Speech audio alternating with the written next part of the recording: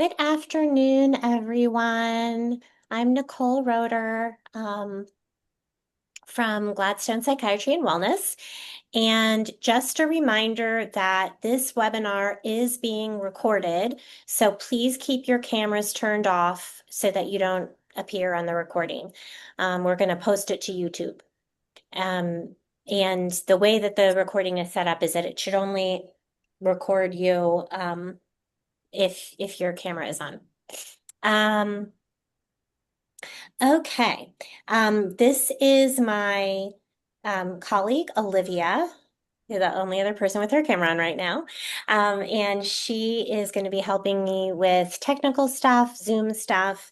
So if you have any questions during the webinar, you're welcome to put them in the chat for everyone to see. If you want to private message somebody, a question, then Olivia is the right person to send that to because I might not notice it right away. Um, okay. Any technical questions or anything like that before we get started? Okie doke. Then I'm going to go ahead and get us started right on time with our webinar. All right.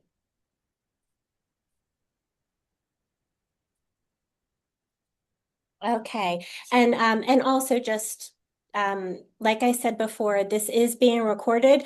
I'm going to send everyone, as soon as I get the recording up on YouTube, I'm going to send it out to everyone who registered. So if you know somebody who registered and they didn't end up making it today or something, you can let them know not to worry. I'm going to send them the recording. I can also attach these slides to the email when I send it out. Okie doke. Here we go. So everything in DBT starts with mindfulness, and this is no different. So we are going to do an exercise called paced breathing. We're going to learn a lot more about paced breathing in a few minutes when we start when we are going through the skill, and we're going to practice it right now together. So the way that this works is you can pick your own pace if you'd like. The only important criteria is that your exhale has to be longer than your inhale. So you're going to be counting in your head, or you can follow my lead. I am going to breathe inhale for 4 seconds and exhale for 6 seconds. We're going to do this for 2 minutes. And this is an observe mindfulness activity, which means that we are noticing anything with our five senses. We're noticing and observing those sensations. So what I want you to do while we're doing the paced breathing is try your best to keep your attention on the sensation of the breath traveling in and the breath traveling out. And if you get distracted or other thoughts enter your mind, don't worry, that's normal. That happens to everyone, including me. So if you notice that happening, I want you to simply notice that another thought has entered your mind and then gently draw your attention back to your breath. Okay? Any questions about how to do this exercise before we start? Okay. Then let's go ahead and begin. I'm going to inhale for 4 and exhale for 6, like I said. So let's start with the inhale and exhale.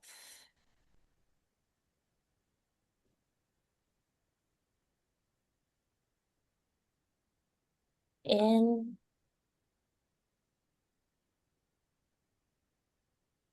and out.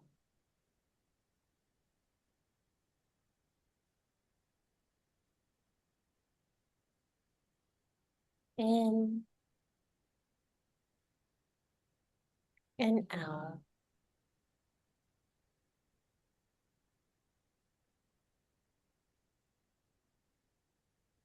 In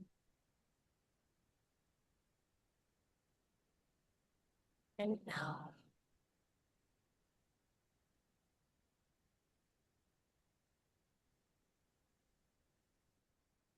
In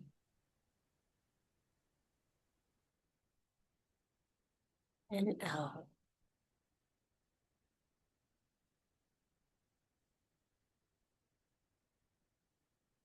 Last time, in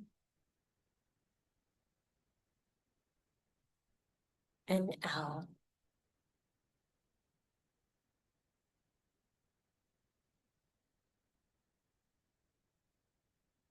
Hey, what did you all notice during that exercise? If you want, you can unmute and answer, or you can type into the chat. Did anybody notice anything?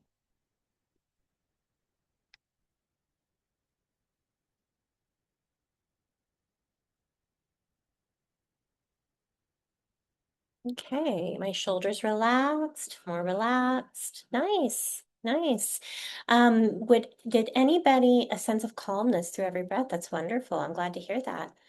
Um, did anybody notice themselves getting distracted?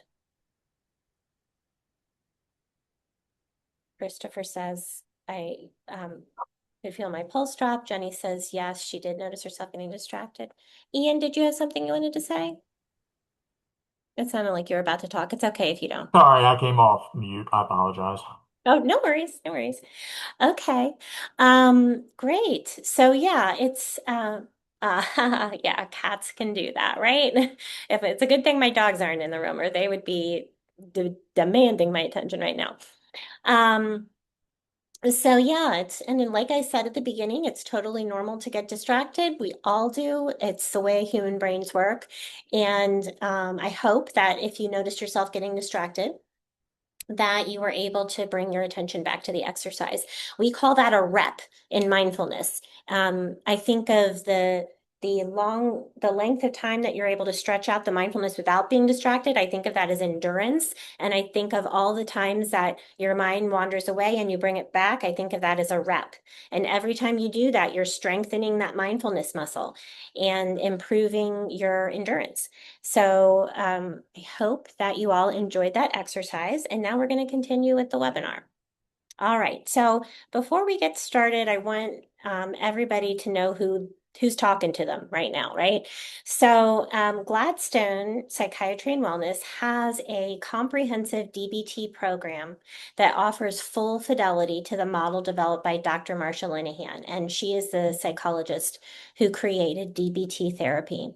We are the first Maryland program to be certified by the DBT-Linehan Board of Certifications. And that is a really big deal. I don't know if any of you guys have ever looked into certified programs. It's not easy to get certified by the Linehan Board. We went through a long process. We had to prove to the Linehan board that we were doing DBT therapy in the way that Dr. Linehan intended it to be done. And and they determined that we were, which we're really proud of. We also have several therapists on staff, including myself and including our program director, who are individually certified DBT therapists by the Linehan Board, which is another long and thorough process. It means that we have demonstrated a lot of things. I'm not going to go into all of them, but one of them is that we had to take an exam proving that we understand DBT, and we had to submit videos of ourselves performing DBT and let somebody grade them and make sure we were doing it right. We do DBT for adults and for adolescents age 14 and up. Our DBT program includes individual therapy, group skills training, and 24-hour phone coaching. The group skills training teaches skills like the ones that I'm about to teach you today. So the group skills training would be really kind of similar to this, except for obviously wouldn't be recorded and there's be more interaction from the patients. And our adolescent program also includes family therapy and parent coaching when needed, when the families and the parents request it, and the therapist determines that it's something that would benefit the family. Okay, here are our goals for today. So first of all, we're going to learn what a crisis is. A lot of people throw that word around kind of haphazardly and don't really understand what it is. So we're going to learn what is the difference between a crisis and a problem and how to recognize when you're there. Okay. We're also going to learn a DBT skill that helps to really quickly reduce intense emotions so that you can get through the crisis without making things worse. And then we're also going to learn another skill that helps you prepare for sticky situations in advance so that, when you know something is coming up and it's a situation that often sends you into a state of intense emotional dysregulation, then we're going to learn how to prepare for that so that hopefully you can prevent the crisis before it starts. So, what is a crisis? A crisis is a temporary, highly stressful situation that causes intense emotional pain, and it can potentially lead to harmful behaviors. So it's a state where individuals feel overwhelmed and they struggle to cope, leading to ineffective decisions and actions. Okay, so um, the important thing to remember here is that a crisis is not long term. It's a problem. The difference between a crisis and a problem is that a crisis is short term and it gives you this, it creates this intense feeling of you have to solve it right this minute. Even if that's not true factually, you feel like I have to do something about this right this second when you're in the middle of a crisis.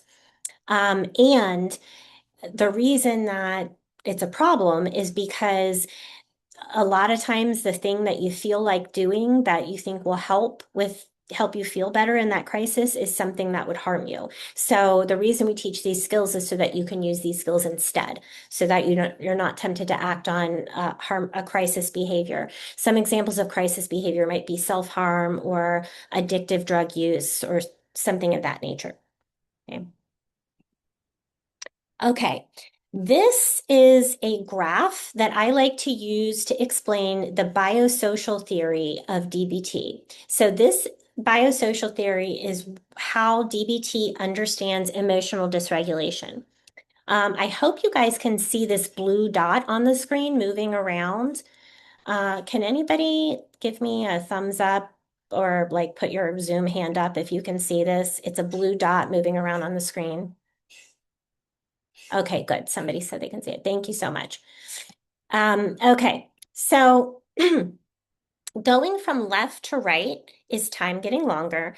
Going from bottom to top is emotion getting more intense. Once the emotion has gotten intense enough to be up past this line here, I call this the red zone, and we also call it emotion mind in DBT. So the red zone is a place where your emotions are 100% in control. And the thinking part of your brain, the part of your brain that's able to make rational decisions and also able to consider facts and reason and logic, is turned off. It's not that it's not there anymore. It's not that you don't have that ability at all. It's just that you don't have it in that moment. Literally, you can't access it. So it feels just absolutely intense and powerful and like you don't have any control over your emotions once you get up here into this red zone. Um, so when the average person, they have an emotional baseline that's down here on this blue line here. Okay. So this person is going along and something happens to cause an emotional response, like maybe you texted your friend and you are really excited to hear from them and they don't text back. It's been an hour and they haven't texted back and you keep checking your phone, right? So this is the average person. They have this lower emotional baseline. Their friend doesn't text them back and their emotions go up like this. And then they come back down and they go back to their baseline and they go on with their day. People who we see in DBT therapy, people who have intense emotional dysregulation, have an emotional baseline that's more like here, where this red line is. And this person is going along and something happens to cause an emotional response. And it could be the exact same thing that happened to this person. They've texted their friend and the friend hasn't texted back. And boom, they're already up here in the red zone. because their baseline's so high, right? And not only that, but they have a tendency to stay in the red zone for a long time. It could be hours or even days before they come back to their emotional baseline. So we call this a high emotional baseline. We call this high reactivity, and we call this a slow return to baseline. And all of these symptoms have biological components. Um, the thing is that most people are not born with a baseline this high. And if they're in DBT and they're experiencing a problem like this, they probably weren't born with a baseline this low either, right? Because remember, has a biological basis, right?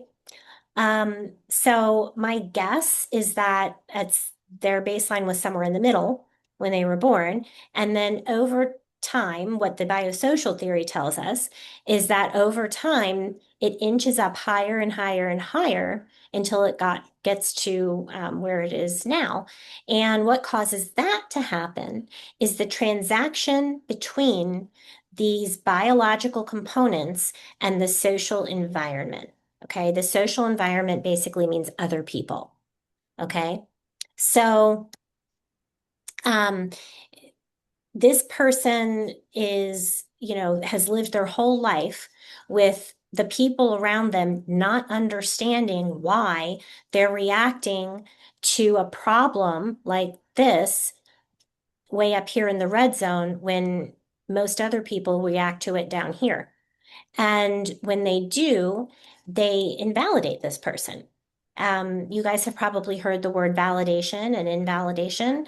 Is kind of a buzzword right now. Invalidation means that the people around you are communicating to you that your feelings, your reactions, your thoughts, your behaviors don't make sense. Okay? So it's like imagine that you are in a building and the building is on fire. Okay. You can hear the fire alarm blaring. You can smell smoke and you conclude this building's on fire. We better get out of here. So you start running for the exit. And as you're running, you look around and you notice that nobody else is running. Nobody else seems even a little bit concerned. And you go, what are you guys standing around for? We got to get out of here. It's the building's on fire. We're going to die. And people go, whoa, calm down. It's not that serious. Why are you being so dramatic? And you go, what do you mean? Why am I being so dramatic? The building's on fire. We got to get out of here. We're going to die. And they're like, oh my gosh, it's not that serious. Calm down. It's okay. To the person who's in the red zone, it really does feel like the building's on fire. And to everyone else, it looks like your friend didn't text you back, right? And the and when you hear, so if it really does feel to you like the building is on fire, right? And everybody around you is acting like, it's no big deal. And why are you reacting that way? And that happens repeatedly throughout your life over and over and over again. It That can be crazy making, right? If every single time you feel an intense emotion, the people around you go like, you're being dramatic, it's not that bad. And, and to you, your body is sending these signals that it is that bad. Well, that's crazy making, right? So most people, when they experience that over and over again throughout their life, they go in two directions, not at the same time. Most people hop back and forth between the two. Some people go in one direction more than the other. But the two directions are one, um, well, geez, you guys didn't seem to understand when I was telling you that I was upset, when I was crying and saying that, I'm really upset, this hurts. So I'm going to have to escalate my behavior to something much, much bigger so that you can get just how bad this hurts. And then the other direction is, um, everybody seems to think that my emotions are wrong. Maybe everybody else is right. Maybe my emotions are wrong. So I should try to not have emotions. And then they just shut down, right? Um, Neither one of those extremes is helpful. And, they both cause a lot of problems in daily life.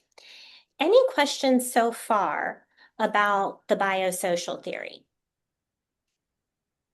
I just want you guys to have a little bit of an understanding of how this happens and what causes the intense emotional dysregulation. Okay, I'm going to move on. If you do have questions, feel free to put them in the chat if you'd like. And I'll also take questions at the end. All right, so here is the first skill that we're going to learn today. It is called TIP. And even though there are two P's, we spell it TIP. So tip is a skill that we use to tip your body chemistry to feel calmer fast. And I'm going to go into these parts in more detail in just a moment. The parts are T is for temperature, meaning that we're going to make you cold in order to change your body chemistry. The I is for intense exercise. The first P is for paced breathing, and the second P is for paired muscle relaxation. So let's learn a little bit more about those. First of all, when do we use tip skills? So one great time to use tip skills is if you're stuck in that red zone, right? Your emotion brain has taken over. You can't think clearly. You're stuck in the red zone. That's a great time to use tip. You could also use tip if you're feeling a strong urge to do something harmful, right? If there's something a behavior that you've been really trying to stop doing, like an addictive behavior or self-harm, and you're feeling an urge to do that, tip can help you be skillful and not go to that crisis behavior. You can also use tip if you have to get something done, but you're too overwhelmed, right? So let's say you're at work and you've got the whole work day to get through. You got a lot of work you got to do, and you just got some really tough news. And you can't leave work. You don't have any paid leave and you can't afford to take off unpaid. Well, tip skills might help you feel better enough pretty fast so that you can get those things done. And then finally, you can use tip if you're not processing information effectively. If the reason that you're not processing information effectively is because your emotions are too intense and your thinking brain is turned off, then tip can help you get back down out of that red zone so that you can process information effectively. All right. So why use tip skills? Well, tip changes your body chemistry to reduce arousal. It is really quite remarkable how this works. So your nervous system you basically have two separate nervous systems, even though they're made up of the same parts. So one of them is called your sympathetic nervous system, and that is the nervous system that increases arousal.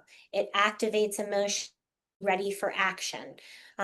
It helps you do stuff, right? And the other one is called the parasympathetic nervous system, and that slows everything down and quiets everything in your body and in your brain. So when your sympathetic nervous system is turned on, it just brings everything down in your brain. Your heart rate comes down, your muscles get less tense, your body gets cooler, and your brain just starts to calm down, and your emotions get a lot less intense, and then you're able to activate your thinking brain again. It also works really, really fast.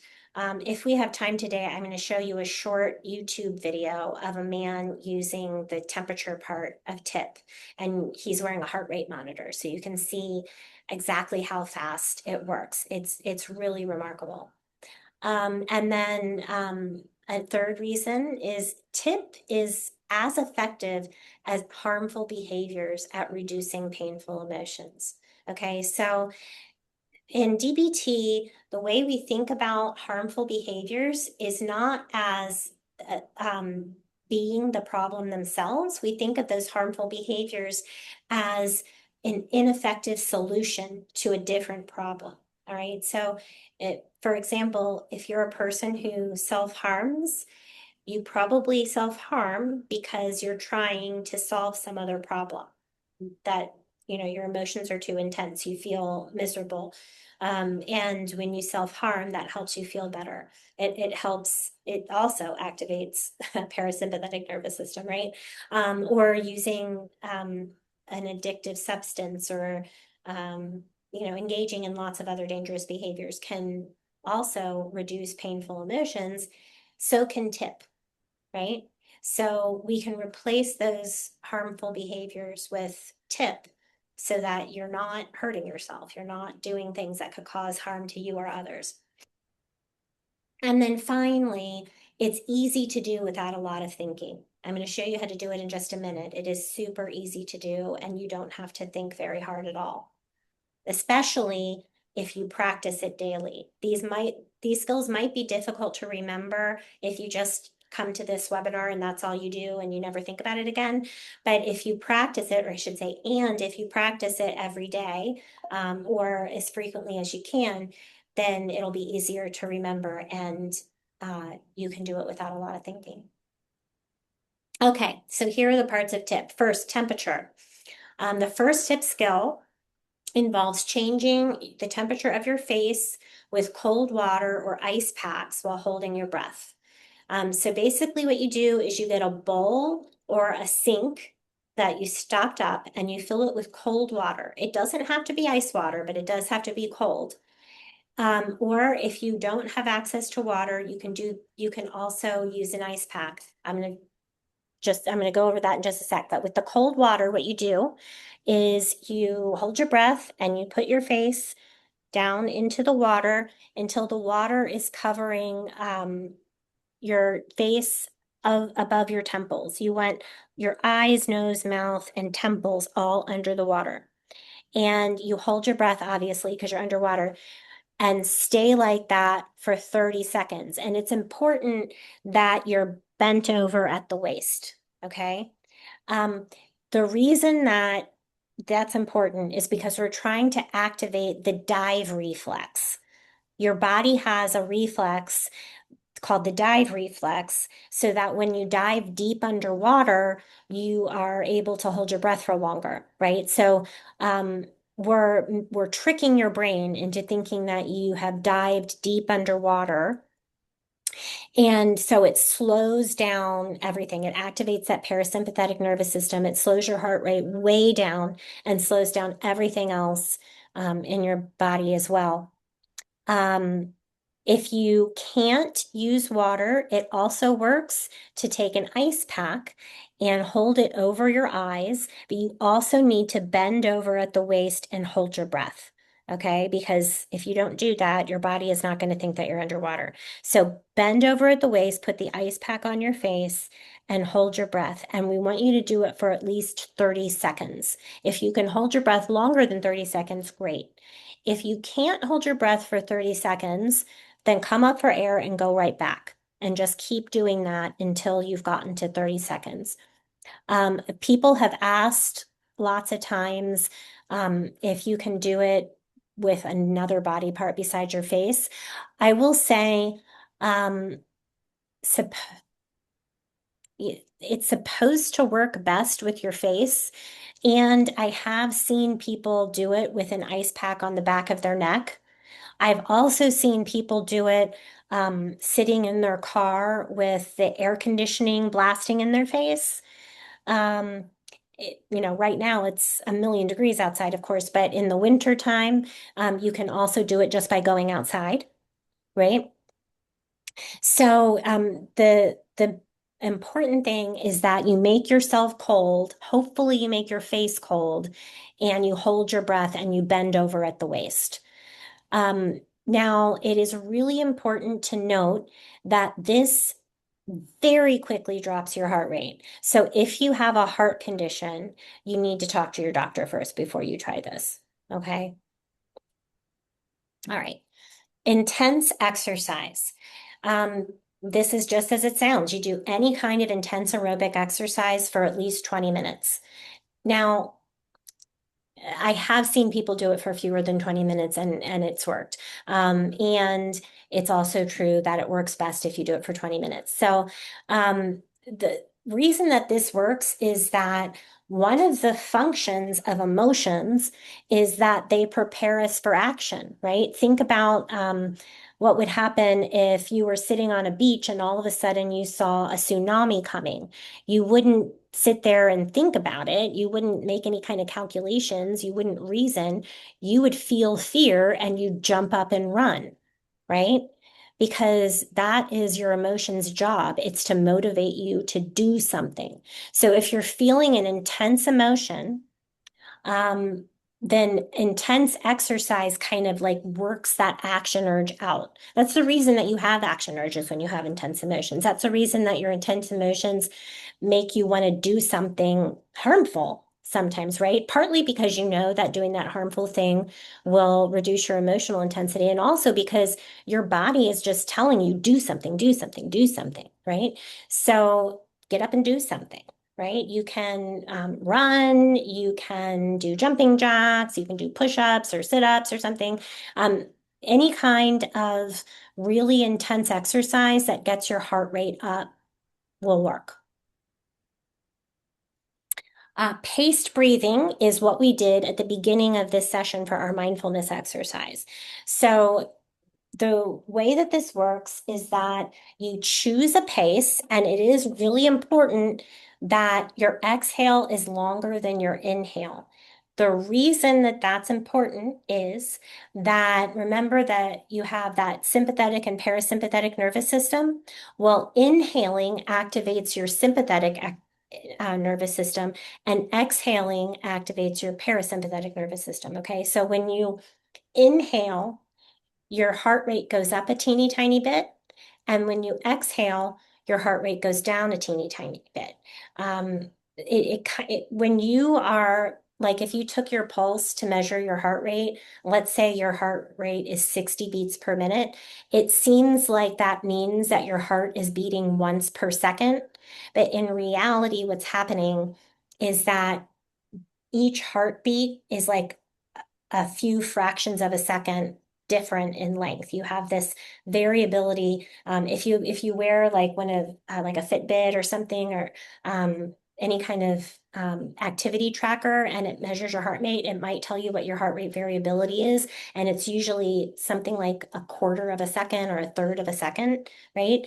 And you can see what that is. But so anyway, if you're breathing and you're inhaling for less time than you're exhaling, or you're exhaling for more time than you're inhaling, then that means that your heart rate, instead of going steady up and down across like this, it's going to go up and down, but trend downward, right? Because it's dropping for longer than it's increasing. I hope that makes sense. Paired muscle relaxation. So this is a skill that we do along with paced breathing, along with paced breathing. That's why we call it paired muscle relaxation. So what you do is while you inhale, you tense up all of your muscles, and while you exhale, you relax all of your muscles. Okay, so you're going to do that same breathing, but with adding in the tensing and relaxing of muscles. I prefer to do this where I inhale and tense up all the muscles in my body, and then exhale and relax all the muscles in my body. Lots of other people prefer doing it um, in a gradual way where you tense up, one muscle and relax it, and then tense up another muscle and relax it. Like you could go from head to toe and start by tensing up your face like that. And then I'm not going to do this because I have a shoulder injury, but tensing up your shoulders by scrunching them up towards your ears, and then your arms and hands, and you could do your abs, and then your legs and feet, right? So, but the important thing is that while you inhale, you tense, and while you exhale, you relax. And this also activates the parasympathetic nervous system to intensify your relaxation. It's just a little bit more intense of a relaxation than the paced breathing. Okay, before I go into cope ahead, are there any questions so far about tip? You can unmute and ask, or you can put it in the chat if you would like.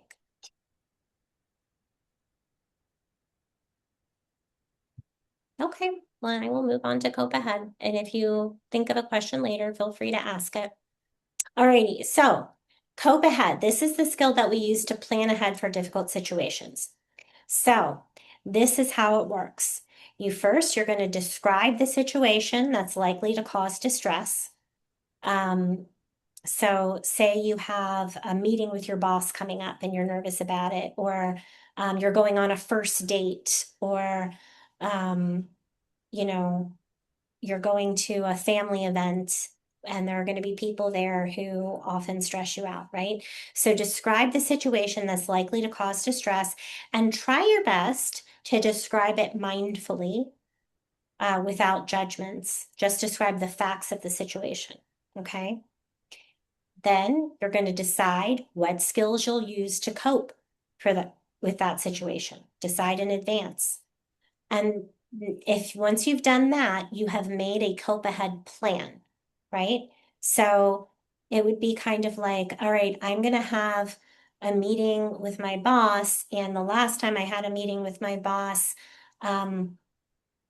he criticized my work and I felt really anxious and I was afraid he was going to fire me.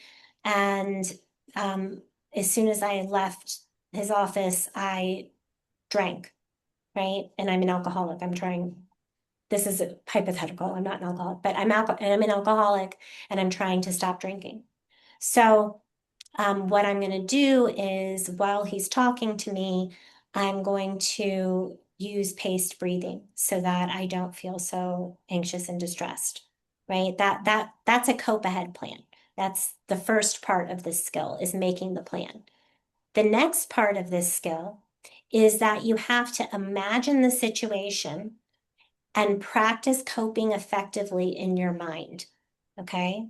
So something to understand about our brains is that the act of imagining a scenario and actually practicing it in real life are the same to your brain, right? It practicing it in your mind isn't any different to your brain than practicing it in real life. It activates the same neural pathways in your brain.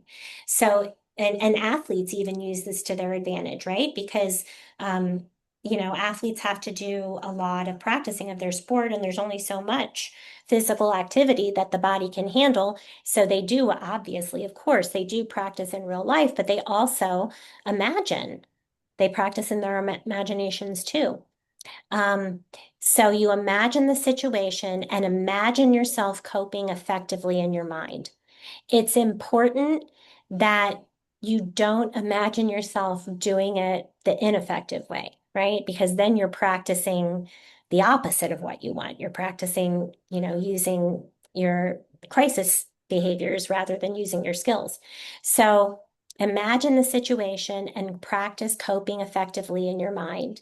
And then practice relaxing after you rehearse. Okay, because that can, remember, you're activating those same neural pathways. So it almost feels like you are going through the crisis situation when you imagine it's not as intense, not nearly as intense, but it's important to practice relaxing after you rehearse. Okay. Any, before we go into the practice exercise, are there any questions about cope ahead? Okay. Then let's go into the practice exercise. All right, so I'm going to read you a scenario, and then we're going to try to answer these questions at the bottom together, okay? So, Kevin is a 29-year-old single man with bipolar disorder. He has also been clean and sober from an alcohol addiction for 3 months. In the last 5 years, Kevin has had 12 different jobs. He works very hard at each new job and doesn't understand why he keeps losing them. Last week, he was fired from his most recent job after having a manic episode at work. He feels intense shame about this and has a strong urge to drink. He's managed to fight the urge so far. However, he is supposed to have dinner with his parents tomorrow night, and he's worried about what might happen when they inevitably ask about work. He's worried that he will get very upset and drink. Okay, so my first question is, what can Kevin do to cope ahead for his visit with his parents.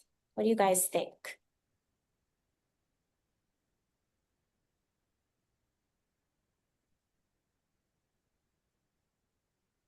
What would be a good cope ahead plan for Kevin? Any ideas? So I'm imagining Kevin sitting at the dinner table with his parents, and then I'm imagining the parents saying, "So, how's work going?" Yeah, Jenny is right. Practice the scenario happening, decide what skills he wants to use. What skills do you think he could use? Like, let's say mom says, "So, how's work?" And in Kevin's mind, he's going, "Oh God, I have to tell them that I'm fired and they're going to criticize me." Paced breathing would be a good one. You know what I love about paced breathing? One thing I really love about it is that you can do it without anybody knowing that you're doing it, right? You can, just sit there at the table and do the paced breathing, and your parents will have absolutely no idea that that's what you're doing. I did this when I was teaching my oldest child to drive because that made me really nervous sitting in the car with her while she drove. And I didn't want her to know that I was nervous because that would have probably made her more nervous, which would have made the driving even less safe. So I did paced breathing while I was in the car with her. Okay, so yes, paced breathing would be a great idea. And then um, let's imagine that he's sitting there and he's using paced breathing, and his arousal just goes up and up and up anyway. What do you think he could do next? Any ideas?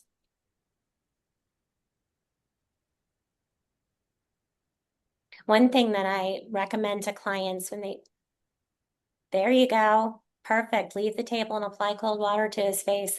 And if he doesn't want his parents to know what he's doing, he can do it in the bathroom, right? Perfect. There's water in there. Yeah. That's to step away and engage in a different coping strategy, right? Paired movement or excuse himself for a temperature change. Perfect. Yes, I love that. Okay. Now how can Kevin practice the cope ahead plan before the dinner?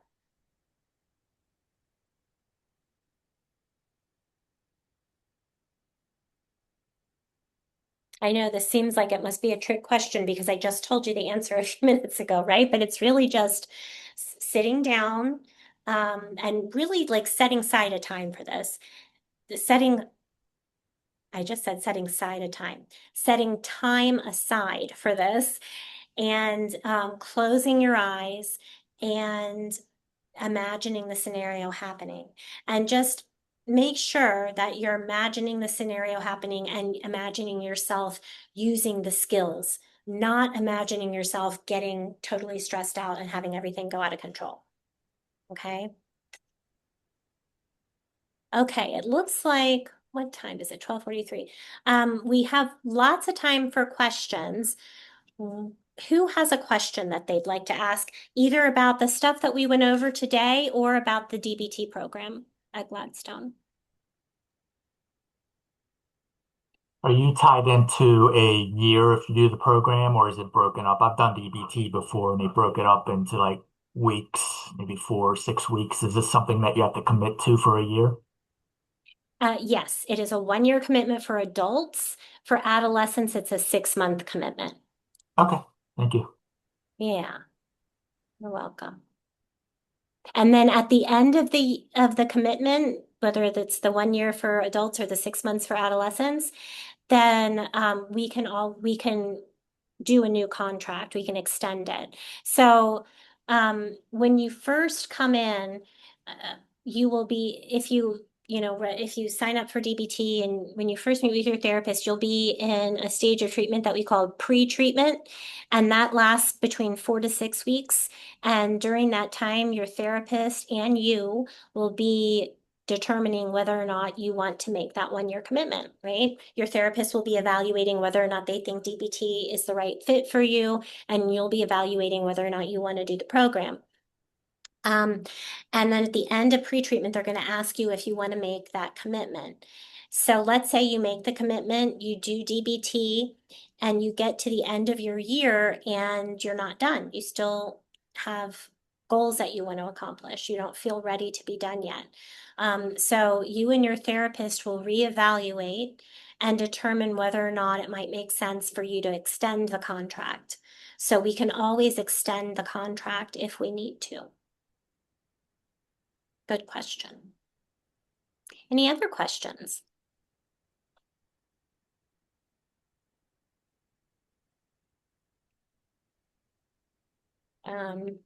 About TIP or about cope ahead or about the DBT program. Um, Olivia has put a link in the chat. And this is, oh, sorry, Veronica. Veronica put a link in the chat to our website. And oh, sorry, to well, it is sort of to our website. It's for contacting us on our website. And then the email address for all of the um admin team is here, this dbt@gladstonesite.com. My email address is here. I also have a family and friends DBT group that we run on Tuesday nights for people who are like loved ones of someone who's in the DBT program. And we also have lots of other services at Gladstone: medication management, individual therapy, ketamine, TMS, weight loss or weight management, and advanced screening. A typical call during 24-hour phone coaching. So we do have phone coaching guidelines that we go over during pre-treatment. I'll tell you what we are. So people can call phone coaching when they're, for a number of reasons. One reason would be there's a crisis situation and you need help using your skills, right? So it might be like, I'm in a situation, something's happening, and I know that one of my skills would probably help right now, but I can't think of what. Then you can call your therapist and they can walk you through how, what skill to use. They'll give you a recommendation of what skill to use and tell you how to do it. Um, for people who have learned, at the very beginning of treatment, this might not happen quite as much, but as you go through the treatment, your therapist will want you to be able to tell them what skills you've already tried. So you can, and you can call for help if you need it. Another reason to call phone coaching would be if you're worried about problems in therapy, right? Like let's say uh, you're in a session with me and I say something that kind of bugs you and you didn't say anything about it in the moment, but you know, later that evening you're just thinking about it and you can't stop thinking about how much it bugged you, you can call me and tell me that and we can talk about it. You can also use phone coaching to tell your therapist about a success you've had with using your skills. Those are my favorite kind of calls to get. I love those calls. Um, and wait, I think those might be, I don't have it. I thought I had this memorized and now I'm not remembering. I think those might be the three main reasons, but your therapist would also go over the phone coaching guidelines with you, and we have a document that you'd be able to look at. Another really important thing to keep in mind is that phone coaching isn't like an emergency suicide prevention thing. We do want you to call if you're having suicidal ideation and you are afraid that you're going to act on it. Definitely call. And don't rely on your DBT therapist to be your emergency, um, you know, uh, to take care of you in emergency, because I might not be able to answer the phone. What if I'm in the middle of a session with somebody else? What if I'm in the shower, right? What if I'm driving and I can't answer the phone? So you need to have backups that you can call if you're in an emergency and you really need help. Good question, Jenny. Any other questions? Um, since we do have a little bit of time, I was thinking um, that I might show you that video that I was talking about. Let me just get it open here. Sorry about this.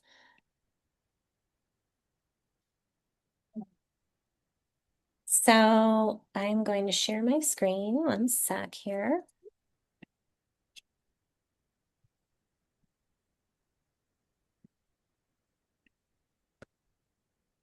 Okay. So this is a guy using temperature. Okay. And this is his heart rate monitor, obviously.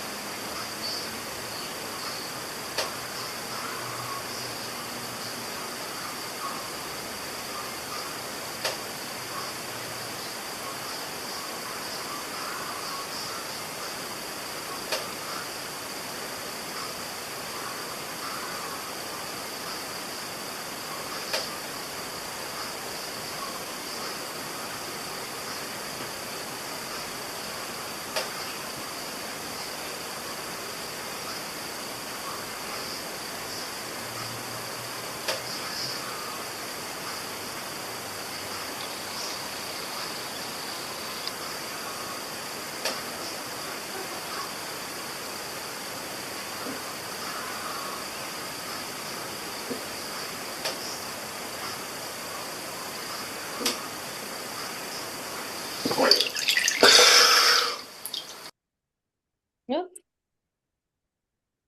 I was trying to click stop and I hope I didn't accidentally start that other video. Let me just make sure.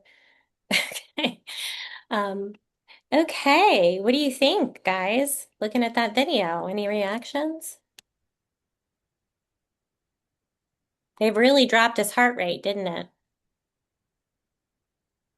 Went from, I think it was 76 to 38, right? That's a big drop.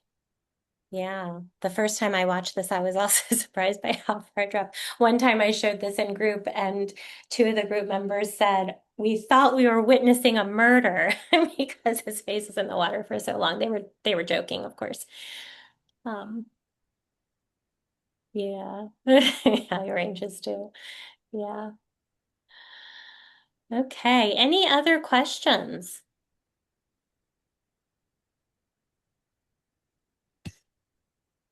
Okay, well, thank you guys so much for joining us today.